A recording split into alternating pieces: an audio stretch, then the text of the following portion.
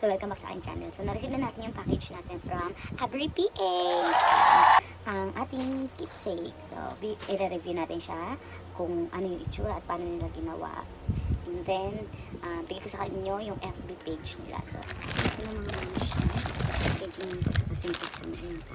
So, ang kaganda nila nito is, umilik nito yung natira. Yung mga natira. So, ito pa yung natira umbilical cord baby. Oh. Konti lang yung nabawas niya. So, binabalik niya pa yung matitira sa inyo. Pati yung natirang hair, hair ni baby, ibabalik niya yung lahat sa inyo. Pati yung ultimo case ng PT. Ayan. Pinaglagyan na TikTok. So, open na natin yung box. Thank you from Avery PH.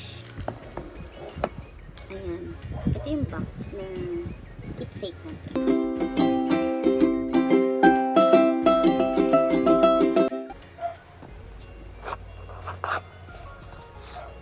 Meron siya medication. Thanks a million. Ito yung keepsake ni Baby Tala. Tapos ang order ko lang kasi dito is ito. Yung pendant na may art. Sa likod niyan, ayan, diba? Ultrasound ni Baby Tala. Free niya na yung earrings. Ayan yung earrings. Oh.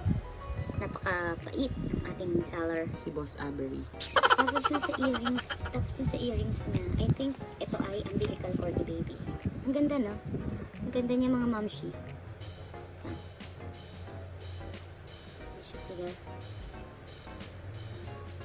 Ayan, I think umbilical cord to ni baby. Ayan, I think ito, yan. Umbilical cord na to ni baby. Ayan. So, ito nga. Yung pendant na in-order ko ito, it cost 1,000 pesos. Diba? Napakamura mga mamshi. Ang base price nila is 300 pesos. Ayan. Since breastmilk ang ginamit ko, 450 siya. Kasi, pe-preserve pa yung breastmilk. So, kung paano yung siya ginawa ni Boss Avery, based sa kanyang explanation, ang inuna niyang gawin yung breastmilk, which is ito, yung nasa likod, ayan yung nasa background, yan yung puti, yung may glow in the dark, yan. Pinakuluan niya muna yung breastmilk, nilagyan yung preservation powder, tapos nilagyan niya sa special paper. Nilagyan sa special paper. At pagkatapos ng pinatuyo, hinantay niya matuyo, pinowderize niya, so kanya nilipat dito. Tapos hinulma niya yung baby hair. Ito yung baby hair natin. Since konti lang yung napadala natin na baby hair, kasi manipis pa nga yung buhok ni baby, tsaka 3 months pa lang siya, kinat ko na. Kinat ko na. Nilagyan niya ng konting black coloran. So ito yung umbilical cord ni baby, shinake niya yan. So pagkatas niyang i-shape tong dalawa, in-arrange niya na dito sa pendant. Tapos sa kanya, nilagyan na ng resin ba yung resin? Basta yun. Resin. In-arrange na yung yung design na pinadala ko. Ako yung nag-design niyan. Pwede kayong magpa-design. Pwede kayong magpadala ng design. Siya na rin yung gagawa. So, add-ons lang. Since base ko yung breastmilk, 450 siya. Kada isa niyan, add 50 pesos kayo. So, ang cost nito is total of 1,000 pesos. Tapos sa likod niyan, kasama na yung pangalan tsaka birthday. Ito, kuko ko yan. Kuko talaga yan. Kasi nung pinadala ko yan, may kulay talaga. May cutics. Kaya alam ko kuko ni baby, titi ko. Goldflakes, umbilical cord niya. Hair ni baby. Tapos, hair strand ko yan. Sa likod, pinalagay ko yung ultrasound ni baby. Ayan. Tapos, simple lang dapat. Yung plain lang. Dahil, syempre, ang bait talaga ng boss natin sa Avery PH. Nilagyan niya ng gold. Yan, gold sa gilid. Parang ang elegante.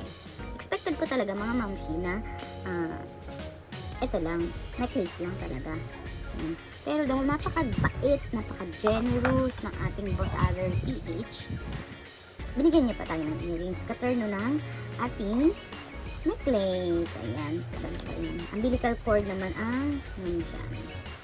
So if you want to order keepsake for your loved ones, for your little ones, ito po yung kanilang FB page. Ayan ang FB page nila. So, pwede nyo silang kontakin dyan. Napaka-responsive naman ni Boss Avery sa Avery PH. So, ayan mga mamshi. Glow in the dark siya. Yung necklace na yan. So, ito siya pag glow in the dark siya. Tapos, ito po yung mamshi, yung ultrasound na pinadala ko. Kinat lang yan ni Boss Avery. Tapos, nilagay niya dun sa likod. Ayan na mga mamshi.